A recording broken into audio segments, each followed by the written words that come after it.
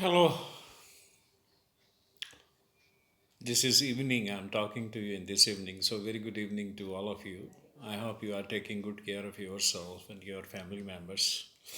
As a student of toxicology, you know much more about corona than the people, other people.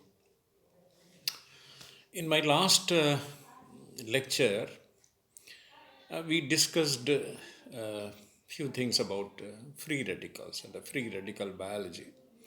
And I told you that the free radicals are the real culprits for a particular process or particular consequence, that is lipid peroxidation.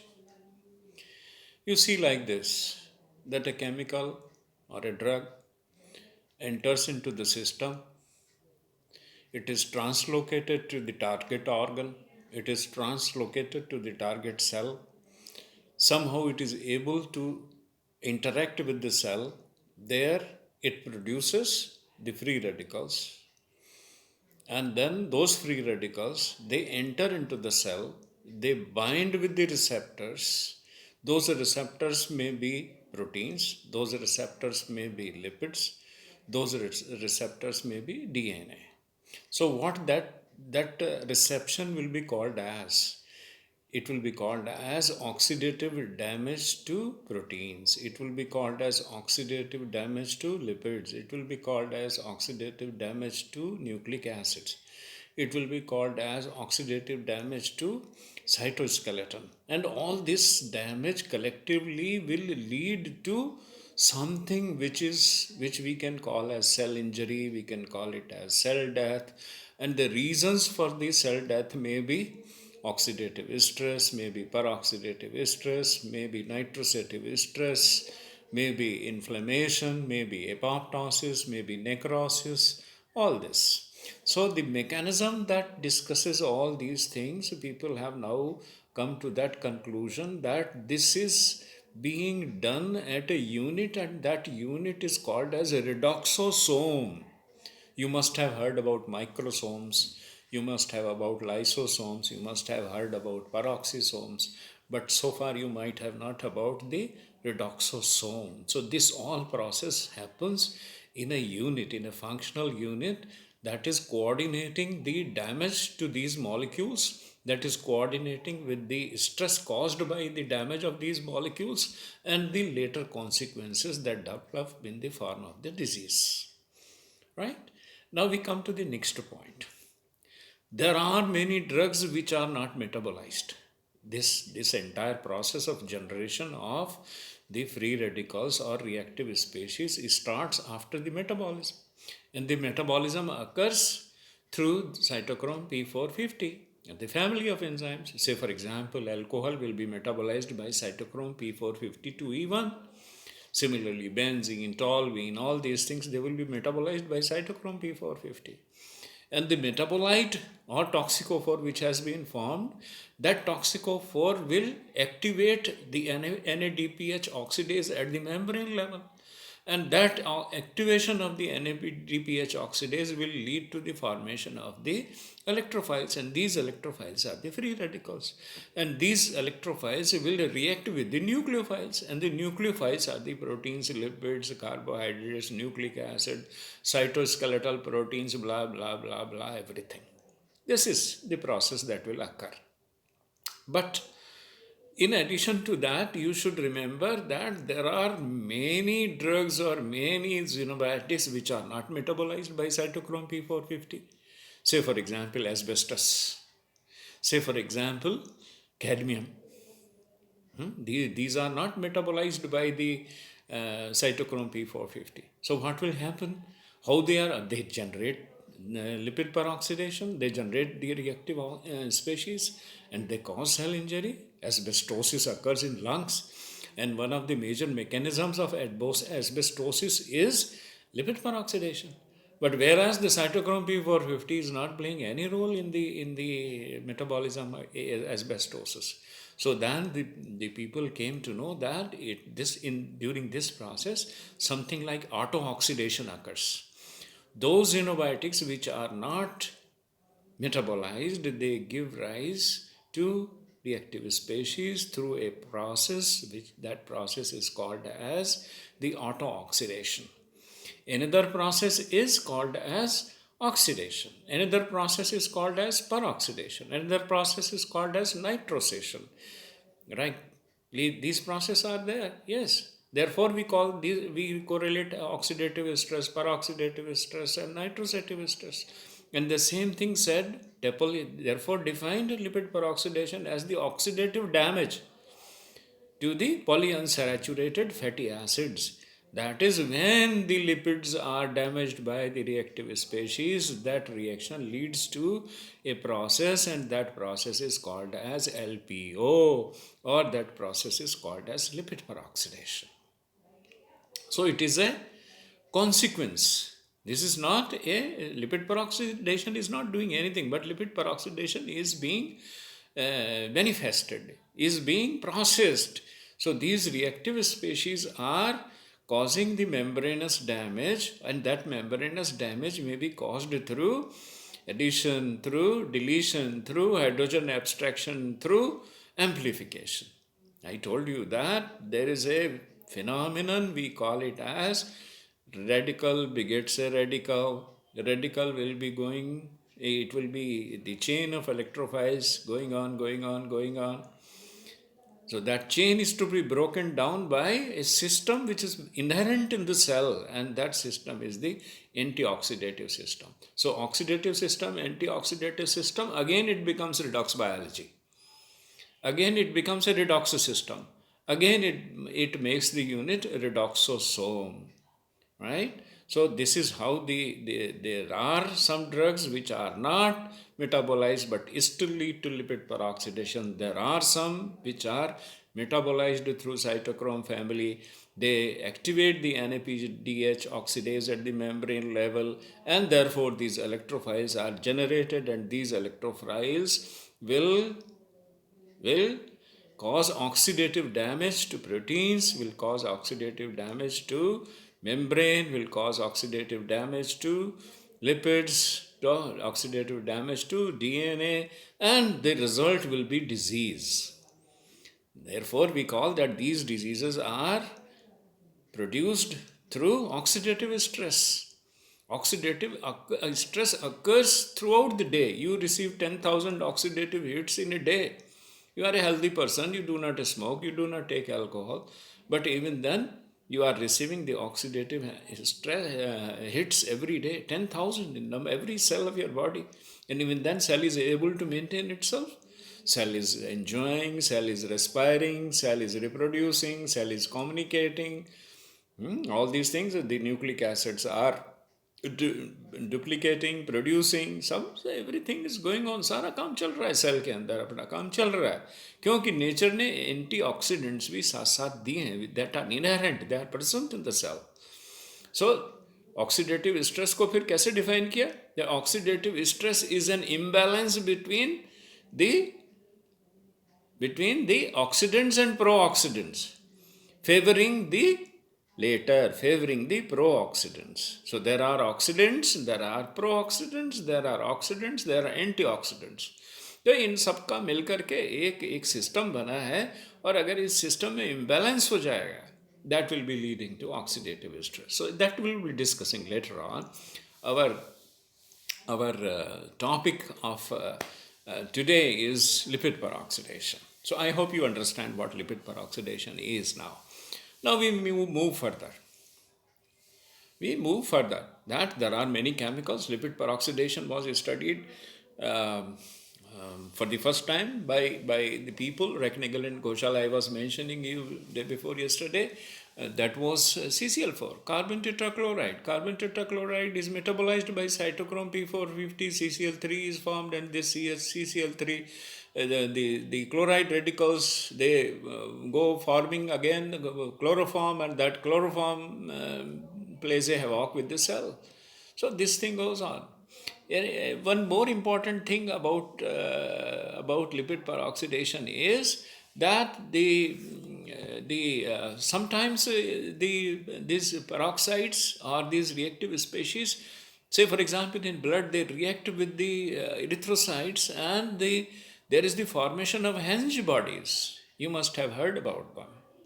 And if you have not heard, you can just go to any book dealing with hematology, dealing with blood, and you will any simple book dealing with hematology, and you will find, yes, it describes the formation of Henge bodies. Formation of Henge bodies occurs when in the cell, when the it is like this, that you put a cell into a hypertonic solution, and the cell will be growing the outgrowths. We call it as blabbing.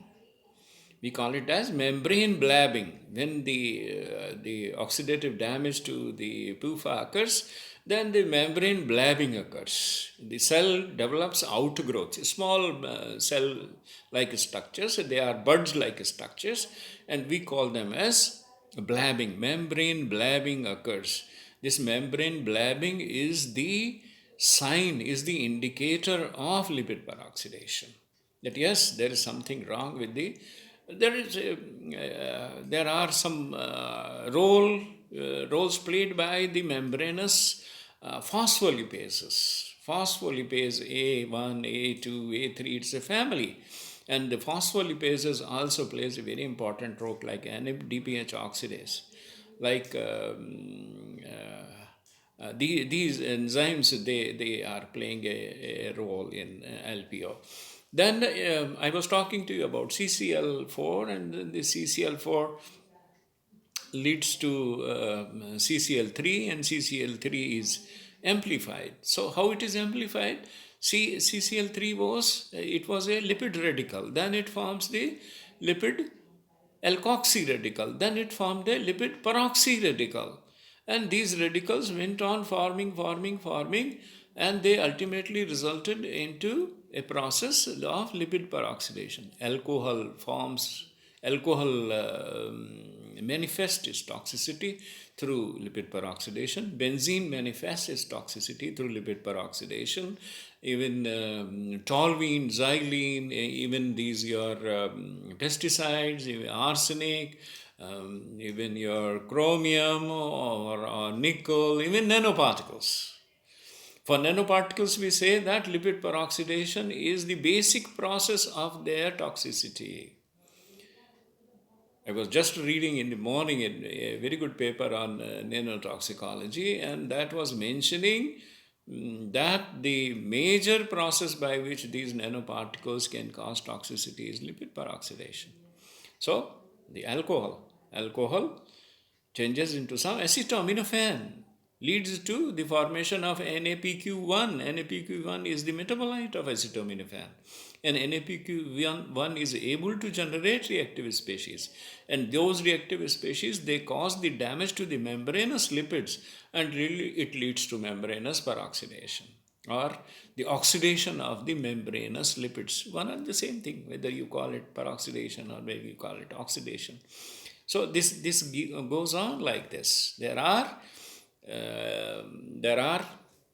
many examples. We have studied lipid peroxidation for almost all toxic elements. We have studied lipid peroxidation for almost all organic solvents. We have lipid peroxidation for many nanoparticles, including cadmium, including arsenic, including dimethylnitrosamine. For many of these xenobiotics, we have studied this process of lipid peroxidation. Now, what are the products of lipid peroxidation? A very important baat hai, which you should remember, that the process of lipid peroxidation will cause damage through its products. And those products are like the aldehydes. And the major aldehyde is melandialdehyde. We abbreviated form में हम उसको हमेशा MDA कहते रहते हैं. It is melandialdehyde. Another very important product of LPO is hydroxyneonal, 4-hydroxyneonal, HNE. This is another product. Then there are other group of products which call them as conjugated dienes. They are also, there is another product, ethane, there is another product, pentane. All these hydroxyneonal, ethane, pentane, MDA, they are highly toxic. They are more toxic.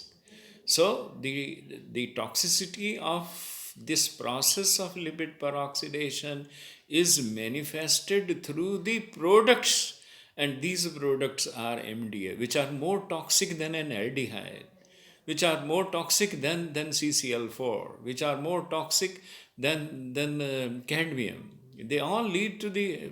Now we have developed very good methods for detecting these products of lipid peroxidation. They exhibit a fluorescence.